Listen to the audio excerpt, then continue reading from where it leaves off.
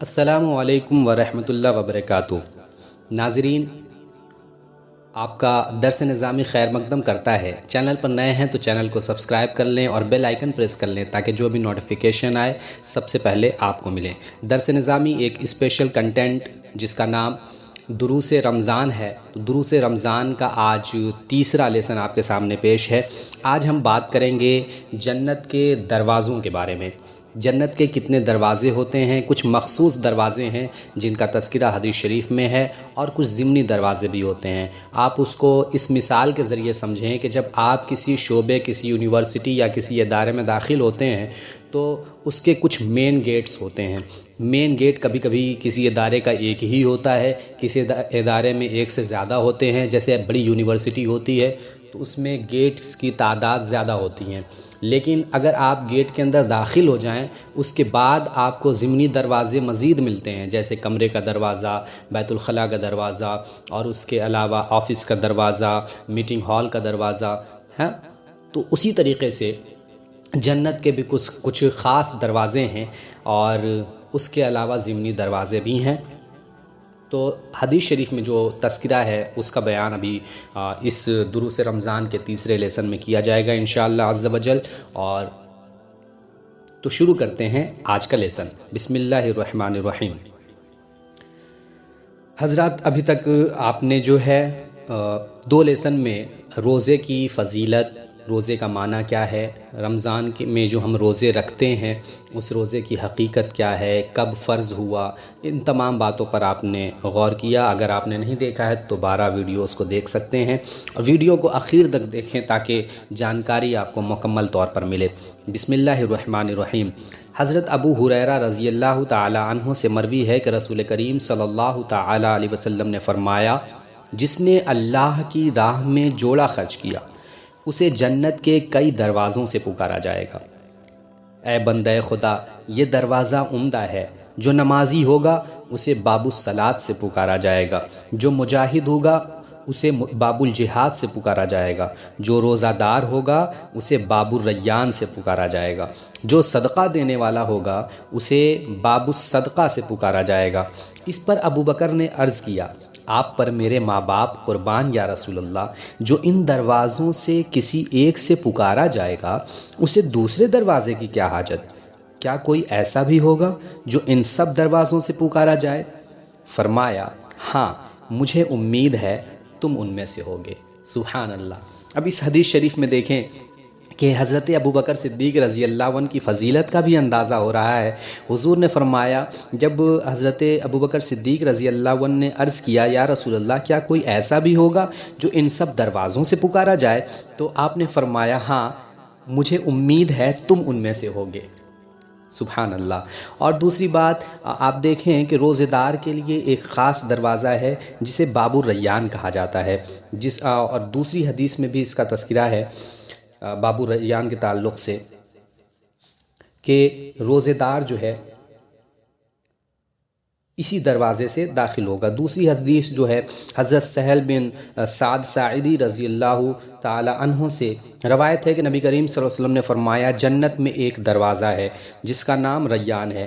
یہ بھی بخاری شریف کی حدیث ہے، جس کا نام ریان ہے۔ قیامت کے دن اس دروازے سے صرف روزے دار داخل ہوں گے، ان کے علاوہ اور کوئی اس سے داخل نہ ہوگا۔ فرمایا جائے گا، روزے دار کہاں ہیں؟ تو یہ لوگ کھڑے ہوں گے، ان کے علاوہ اور کوئی اس دروازے سے جنت میں داخل نہ ہوگا۔ جب روزے دار داخل ہو لیں گے تو یہ دروازہ بند کر دیا جائے گا، پھر کوئی داخل نہ ہوگا۔ اب دیکھیں، یہاں دو حدیثیں پیش ہو گئیں۔ ایک حدیث میں صرف باب الریان کا تذکرہ ہے، روزے دار کے لیے خاص یہ حدیث تھی، اور دوسرا جو ہے جس میں باب الصلاۃ، باب الجہاد کا بھی تذکرہ ہے اور کئی دروازوں کا تذکرہ ہے۔ تو اب اگر بات کریں کہ یہاں جو تذکرہ ہوا ہے تو اس کا احتمال ہے کہ اس سے جنت کے 8 مشہور دروازے مراد ہوں، یہ بھی ہو سکتا ہے۔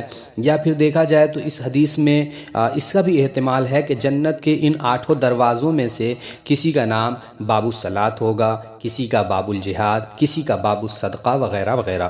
مگر دوسری احادیث سے ظاہر ہوتا ہے کہ ان مخصوص دروازوں کی تعداد 8 سے زیادہ ہیں۔ امام حکیم ترمذی نے نوادر الاصول میں روایت کیا ہے کہ باب کہ جنت کے ایک دروازے کا نام باب محمد علیہ الصلاۃ والسلام ہے، یہ باب رحمت ہے، باب توبہ ہے، جب سے اللہ عز و جل نے اسے بنایا ہے کھلا ہوا ہے، کبھی بند نہ ہوا، جب سورج بجائے مشرق کے مغرب سے طلوع کرے گا تو بند ہوگا اور پھر قیامت تک نہیں کھلے گا۔ بقیہ دروازے اعمال حسنہ کے نام پر ہیں، جیسے باب الزکوٰۃ، باب الحج، باب العمرہ، اسی طریقے سے ایک باب الرازین، اسی طرح ایک کا نام باب الضحیٰ ہے، یہ ان کے لیے ہے جو نماز چاشت پابندی کے ساتھ پڑھنے والے ہیں۔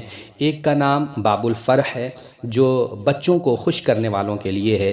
ایک باب الذکر ہے، ایک باب الصابرین ہے۔ ایک دروازہ وہ ہے جو حقوق العباد معاف کرنے والوں کے لیے ہے۔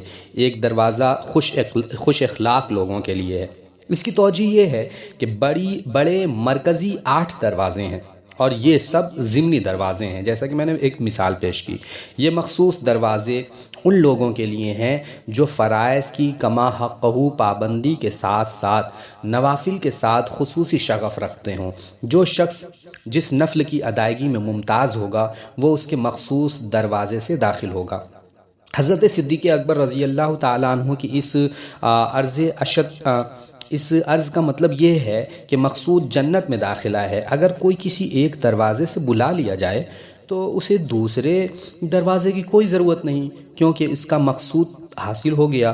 اور اس کا بھی احتمال ہے کہ ضرورت کے معنی کے لیے مطلب یہ ہوگا کہ اس میں کوئی نقصان اور حرج نہیں۔ پھر اس کے بعد اگر دروازے کے تعلق سے، جنت کے دروازے کے تعلق سے ایک اور حدیث پر نظر رکھا جائے تو حضرت ابو ہریرہ رضی اللہ عنہ سے مروی ہے کہ رسول کریم صلی اللہ علیہ وسلم نے فرمایا، جب رمضان آتا ہے تو جنت کے دروازے کھول دیے جاتے ہیں۔ حضرت ابو ہریرہ رضی اللہ تعالی عنہ کہتے تھے کہ رسول پاک صلی اللہ علیہ وسلم نے فرمایا، جب رمضان آ جاتا ہے تو آسمان کے دروازے کھول دیے جاتے ہیں اور جہنم کے دروازے بند کر دیے جاتے ہیں اور شیطانوں کو زنجیروں میں جکڑ دیا جاتا ہے۔ اور رمضان یہ رمضان سے ہے، اس کے معنی جلنے کے ہیں۔ جب رمضان کا نام رکھ رہے تھے تو شدت کی گرمی پڑ رہی تھی، پہلے مہینوں کے بھی نام الگ الگ تھے۔ بہرحال آج کے لیسن میں اتنا ہی۔ چینل پر نئے ہیں تو چینل کو سبسکرائب کر لیں اور مزید جانکاری حاصل کرنے کے لیے آپ ہمارے چینل سے جڑے رہیں۔ وما علینا الا البلاغ۔